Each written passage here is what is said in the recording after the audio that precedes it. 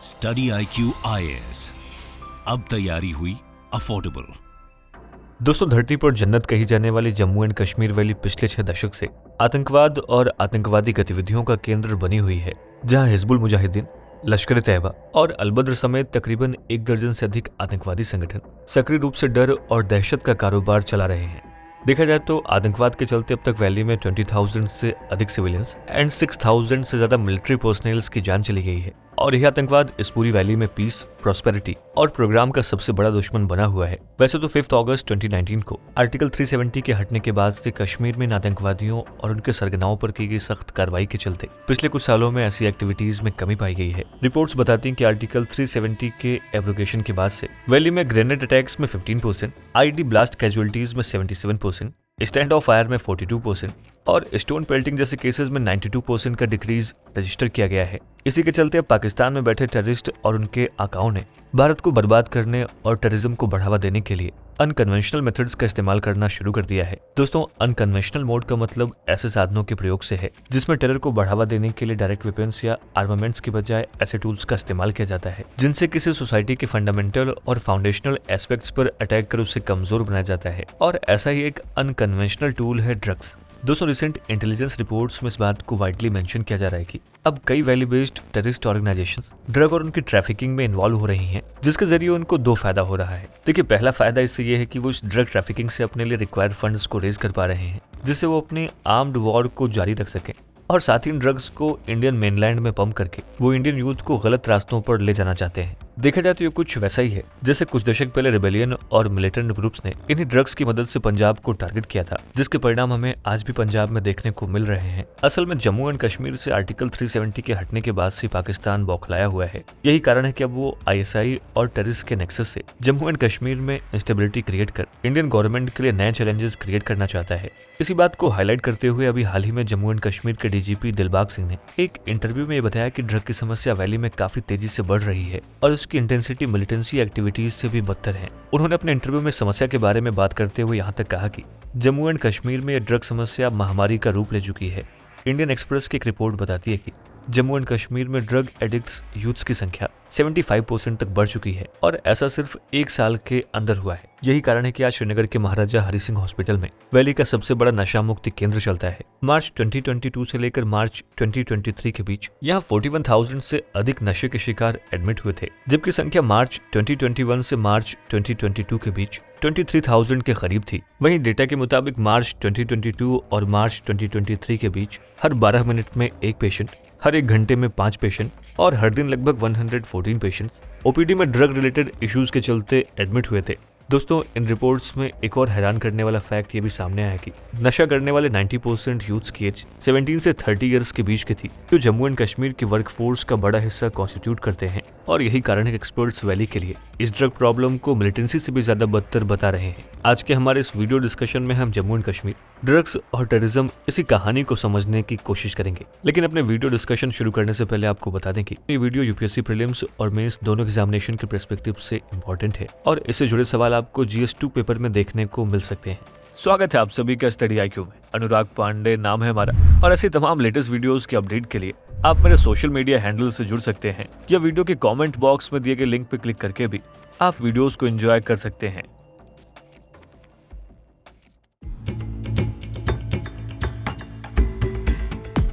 दोस्तों, पाकिस्तान की इकोनॉमी इस समय सबसे बुरे दौर से गुजर रही है, और इसका असर वहां से इंडियन टेररिस्ट ऑर्गेनाइजेशंस को मिलने वाली टेरर फंडिंग पर भी पड़ रहा है। साथ ही 2018 से पाकिस्तान FATF की ग्रे लिस्ट में है, जिसकी वजह से पाकिस्तान की इंटरनेशनल बोरोइंग कैपेसिटी पर काफी असर पड़ा है, क्योंकि पाकिस्तान और ISI अभी तक इंटरनेशनल ऑर्गेनाइजेशंस और बड़े देशों से मिले कर्ज का इस्तेमाल चोरी छुपे अपनी टेरर एक्टिविटीज को रन करने के लिए किया करते थे। लेकिन पिछले कुछ सालों से इस फंडिंग में भारी कमी आई है, जिसके चलते वो इंडियन वैली में अपने टेरर ऑपरेशंस को रन नहीं कर पा रहे हैं। ऊपर से पिछले कुछ सालों में सरकार ने जम्मू कश्मीर में बॉर्डर सिक्योरिटी के मैकेनिज्म को हाईली फोर्टिफाइड किया है, जिसके चलते पाकिस्तान के जरिए इंडिया में सप्लाई होने वाले आर्म्स एंड वेपन्स की ट्रैफिकिंग में काफी कमी आई है, और इसी के चलते वैली में मौजूद आतंकवादी संगठन रिक्वायर्ड फंड्स के लिए दूसरे रास्तों को अख्तियार कर रहे हैं। साथ ही आर्टिकल 370 के एब्रोगेशन के बाद से जम्मू एंड कश्मीर में ओवरऑल एनवायरनमेंट ज्यादा सेफ एंड सिक्योर हुआ है, जिसके चलते ग्रेनेड अटैक से लेकर आईडी ब्लास्ट और स्टैंड ऑफ फायर से लेकर स्टोन पेल्टिंग जैसे केसेस में ड्रास्टिक रिडक्शन देखने को मिला है। ऐसे में आतंकवादी संगठनों के लिए वैली में अपने प्रोपेगेंडाज या एक्टिविटीज को कन्वेंशनल मेथड से रन करना बहुत ही मुश्किल हो गया है और यही कारण है कि वो वैली को अनस्टेबल बनाने के लिए ड्रग्स का सहारा ले रहे हैं, जिसके चलते वैली में ड्रग्स के कारोबार में व्यापक रूप से तेजी आई है। मार्च 2021 में एनआईए ने अपने एक ऑपरेशन में कश्मीर के हंदवाड़ा में एक ड्रग सिंथेटिक का भंडाफोड़ किया था। देखा जाए तो अपनी इन्वेस्टिगेशन में एनआईए ने बीएसएफ के एक सब इंस्पेक्टर रोमेश कुमार को अरेस्ट किया, जो एलओसी के पास पोस्टेड था और उसके पास से एनआईए को 91 लाख रुपीस बरामद हुए। बाद के इन्वेस्टिगेशन में ये बात सामने आई कि ये पैसे रोमेश कुमार को कश्मीर में ड्रग ट्रैफिकिंग के जरिए रिसीव हुआ था, जिसका इस्तेमाल लश्कर और हिजबुल मुजाहिदीन के टेररिस्ट को मिलने वाली फंडिंग्स के रूप में होना था। सिमिलरली इसी साल अप्रैल में श्रीनगर पुलिस के द्वारा एक क्रॉस बॉर्डर ड्रग रैकेट को पकड़ा गया था। पकड़े गए 3 लोगों में से एक सीआरपीएफ का जवान भी शामिल था। श्रीनगर पुलिस ने उनके पास से 11 किलोग्राम हेरोइन और 11 लाख से ज्यादा कैश बरामद किया था। देखा जाए तो पिछले कुछ सालों में श्रीनगर पुलिस और इन्वेस्टिगेशन एजेंसीज ने ऐसे कई ऑपरेशंस में सैकड़ों क्रॉस बॉर्डर रैकेट्स का खुलासा किया है, जिनका सोल पर्पस इंडिया में टेररिस्ट एक्टिविटीज को ड्रग ट्रैफिकिंग के लिए फंड करना और वैली के यूथ को ड्रग एडिक्ट्स बनाकर वहां के सोशल फैब्रिक को डिस्टॉर्ट करना है। और ऐसा करने में वो काफी हद तक कामयाब भी हुए थे। दोस्तों, इंटेलिजेंस एजेंसीज और लोकल रेसिडेंट्स के मुताबिक वैली में ड्रग्स की प्रेजेंस हाईली इंक्रीज हुई है, जिसके चलते आज वैली में ड्रग्स काफी इजिली अवेलेबल है और इसकी जड़ें काफी गहरी तक जा चुकी हैं। जम्मू एंड कश्मीर के सबसे बड़े ड्रग रिहेबिलिटेशन सेंटर से मिले आंकड़ों के हिसाब से यहाँ आने वाले पेशेंट्स की संख्या 2015 में 203, 2016 में 207, 2017 में 374 और 2018 में 624 के साथ कंटिन्यूअसली इंक्रीज हुई है। वहीं आज आलम यह है कि यहाँ डेली ऑन एन एवरेज 100 से ज्यादा पेशेंट्स ड्रग रिलेटेड प्रॉब्लम्स की वजह से आ रहे हैं। दोस्तों, ड्रग एडिक्ट्स की संख्या में इतनी तेज ग्रोथ एक अलार्मिंग सिचुएशन है। इसी के चलते आज कई एक्सपर्ट्स जम्मू एंड कश्मीर की ड्रग सिचुएशन को पंजाब से कंपेयर कर रहे हैं, जो लंबे समय से समस्या से जूझ रहा है। दोस्तों, वीडियो को कंटिन्यू करें उससे पहले आप सभी के लिए एक इंपॉर्टेंट अपडेट है।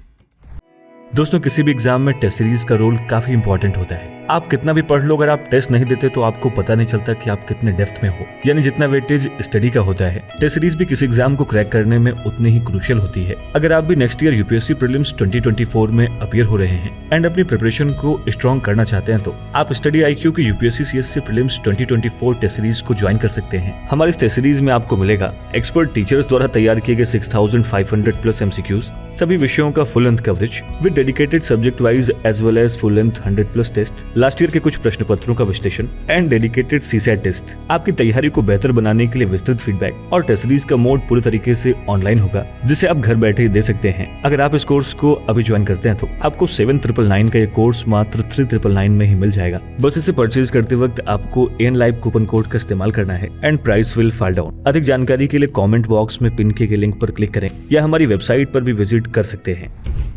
दरअसल जिस तरीके से आज दिन ब दिन वैली के यूथ में ड्रग्स सब्सटेंसेस के एडिक्शन का ट्रेंड ऊपर ट्रेजेक्टरी की ओर जा रहा है, ऐसा ही कुछ लगभग 2 दशक पहले पंजाब में भी देखा गया था, जिसका सबसे मेजर कारण पाकिस्तान से प्रॉक्सी था, जहां से ऑपरेट होने वाले ड्रग माफियाज पंजाब के लोकल मिलिटेंट्स की मदद से पंजाबी यूथ को ओपियम, ट्रैंकुलाइजर्स और पेनकिलर्स के एडिक्ट बना रहे थे। देखा जाए तो ऐसा करने से मिलिटेंट्स को पाकिस्तान के टेरर ग्रुप्स और आईएसआई से रिक्वायर्ड वेपन्स मिल जाया करते थे। वहीं पंजाब के यूथ को ड्रग एडिक्ट बनाकर पाकिस्तान इनडायरेक्टली इंडिया के इस पूरे रीजन में इंस्टेबिलिटी क्रिएट करने में कामयाब हो जाता था। आप इस सिचुएशन की सिवियरिटी का अंदाजा इस बात से लगा सकते हैं कि आईएसआई टेरर ग्रुप्स और पंजाबी मिलिटेंट्स के इस नेक्सस ने उस अर्ली 21st सेंचुरी में पंजाब के 15 से 25 साल के हर 10 में से 4 युवाओं को नशे का आदी बना दिया था, जिसके बाद उनमें से कई युवाओं को नशे का लालच या फेक प्रोपेगेंडास की मदद से हथियार उठाने या ड्रग्स, आर्म्स और ह्यूमन ट्रैफिकिंग के गोरख धंधे में धकेल दिया जाता था। एक्सपर्ट्स की माने तो आज आईएसआई और टेरर ग्रुप्स ने जम्मू एंड कश्मीर वैली में इसी पंजाब स्टोरी की सेकंड इनिंग को शुरू कर दिया है। वैसे तो सरकार इंटेलिजेंस एजेंसीज और लोकल पुलिस की हेल्प से इस संख्या को खत्म करने का प्रयास तो कर ही रही है, लेकिन अभी तक इसमें कोई खास कामयाबी नहीं मिल पाई है। ऐसे में सवाल है कि जिस वैली के लोगों ने आर्टिकल 370 हटने के बाद एक पीसफुल एनवायरनमेंट में टूरिज्म और अदर इकोनॉमिक एक्टिविटीज के ग्रोथ के चलते शांति और विकास का रास्ता चुना, वो ड्रग एडिक्शन के चंगुल में कैसे फंसते जा रहे हैं, आइए इसको भी समझ लेते हैं। दोस्तों, वैली में सदियों से एक इनफॉर्मल सोशल डिसिप्लिन था, जिसे गांव के एल्डर्स कंट्रोल करते थे। पाकिस्तान ने वैली के इसी एज ओल्ड सोशल डिसिप्लिन और कंट्रोल मैकेनिज्म पर अटैक किया। पाकिस्तान बैक टेररिज्म आज वैली के सोशियो इकोनॉमिक और सोशियो कल्चरल फैब्रिक को काफी नुकसान पहुंचाने की कोशिश कर रहे हैं। लंबे समय से हो रहे वायलेंस, निर्दोषों की हत्या और कम्युनल राइट्स के चलते ये सुंदर valley already unemployment, under development और एक्सट्रीम पॉवर्टी जैसे समस्याओं का सामना कर रही है। इन्हीं सब कारणों के चलते यहाँ के लोगों में बोर्डम, डिप्रेशन और एंजाइटी को बढ़ाने का काम किया है। लोकल ड्रग पेडलर्स ऐसे लोगों को टारगेट करने का काम करते हैं जो या तो अनएम्प्लॉयड हो या अपनी लाइफ में एंजाइटी या डिप्रेशन का शिकार हो, ताकि उन्हें इजिली इस नशे का आदी बनाया जा सके और उसके बाद उन्हें इलीगल और एंटी नेशनल एक्टिविटीज तक में इन्वॉल्व किया जा सके।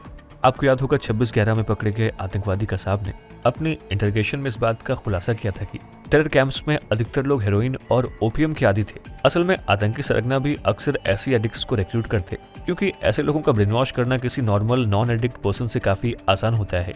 और आज वैली बेस्ड टेरर ग्रुप्स इसी फॉर्मूले का इस्तेमाल कर यहाँ के यूथ को इलीगल और एंटी नेशनल एक्टिविटीज की ओर ले जाने की कोशिश ड्रग के सहारे ही कर रहे हैं।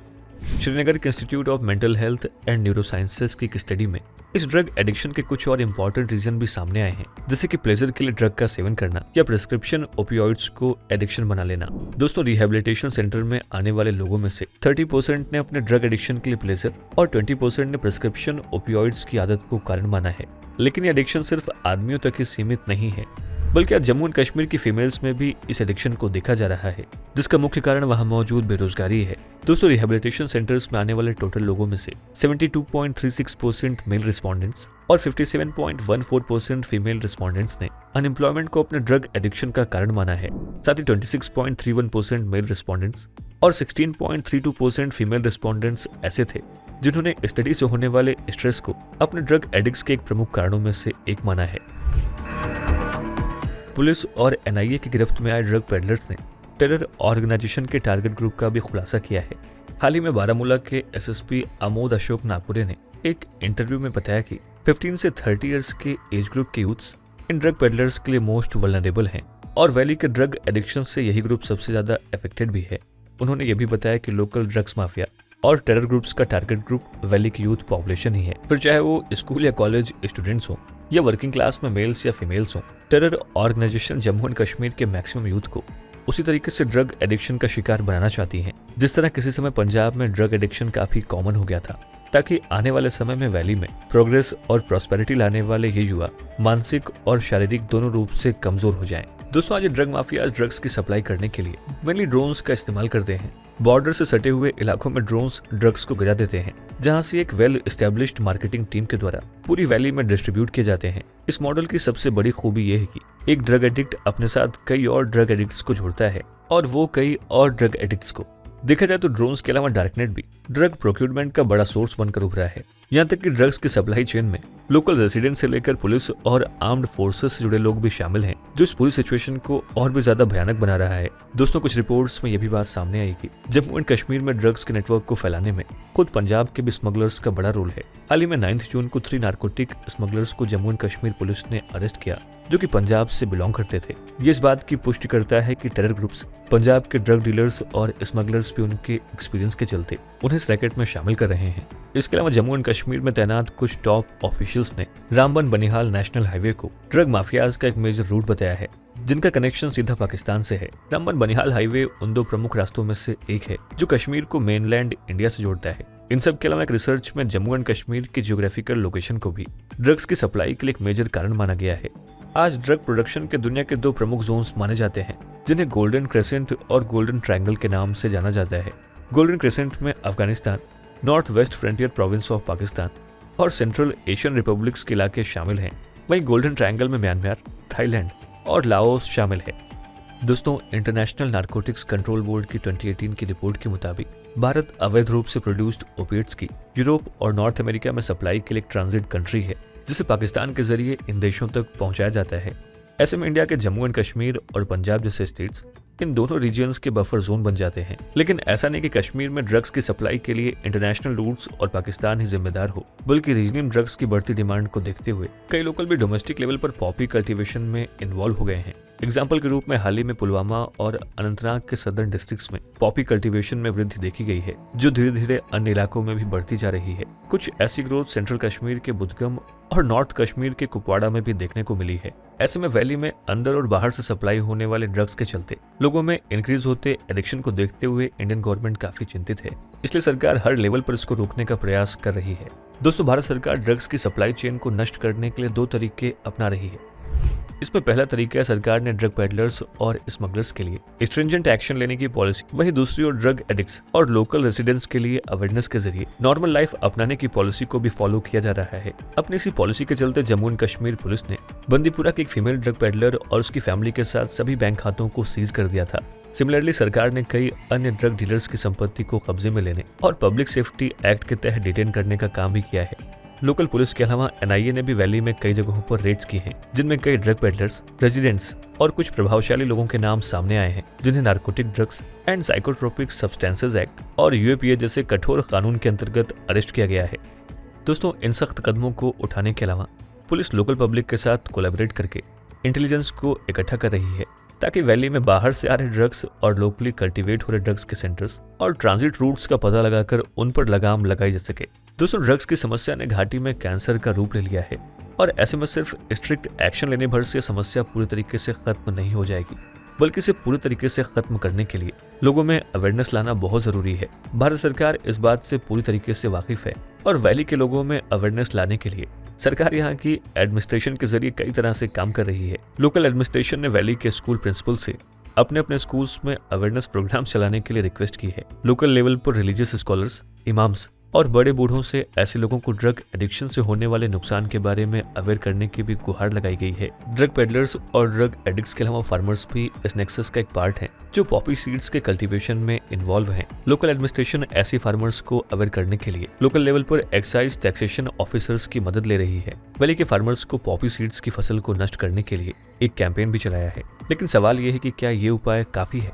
शायद नहीं, क्योंकि जम्मू और खासकर के कश्मीर और यहाँ की आवाम ने दशकों तक आतंकवाद का सामना किया है और अब यहाँ के लोग ड्रग की इस नई समस्या से लोहा ले रहे हैं। दोस्तों, इस बात में कोई संदेह नहीं है कि आर्टिकल 370 के हटने के बाद से यहाँ कन्वेंशनल टेररिस्ट एक्टिविटीज में ड्रास्टिक चेंज आया है, जिसके चलते पिछले 2-4 सालों में यहाँ टूरिज्म जैसे सेक्टर में कई गुना उछाल देखा गया है। लेकिन एक हिली रीजन होने के चलते आज भी यहाँ पर एम्प्लॉयमेंट अपॉर्चुनिटीज काफी लिमिटेड हैं, जिसके चलते यहाँ के कई लोग देश के दूसरे इलाकों में रह रहे लोगों की तरह से एक बेसिक लिविंग स्टैंडर्ड और हैप्पी लाइवलीहुड को एंजॉय नहीं कर पा रहे हैं, जो उनके डिप्रेशन से लेकर इलीगल एक्टिविटीज में इन्वॉल्व होने का मुख्य कारण है। ऐसे में सरकार को यहाँ पर एम्प्लॉयमेंट अपॉर्चुनिटीज क्रिएट करने के और नए रास्ते तलाशने की जरूरत है। देखा जाए तो सरकार ने इस दिशा में कुछ पॉजिटिव स्टेप्स भी लेना शुरू कर दिया है। अभी हाल ही में Jammu and Kashmir new industrial policy के तहत यहाँ पर 2200 करोड़ रुपीस की इन्वेस्टमेंट का प्रस्ताव मिला है, जिनमें इमार और टाटा जैसी बड़ी कंपनीज भी शामिल हैं। उम्मीद है कि सरकार द्वारा किए जा रहे सारे प्रयास जल्द से जल्द वैली के लोगों के जीवन में सकारात्मक बदलाव लेकर आए, ताकि धरती के स्वर्ग कहे जाने वाले जम्मू और कश्मीर को नशे से छुटकारा दिलाया जा सके। दोस्तों, आप किस पर राय क्या है, हमें इस वीडियो के कमेंट सेक्शन में जरूर लिखें।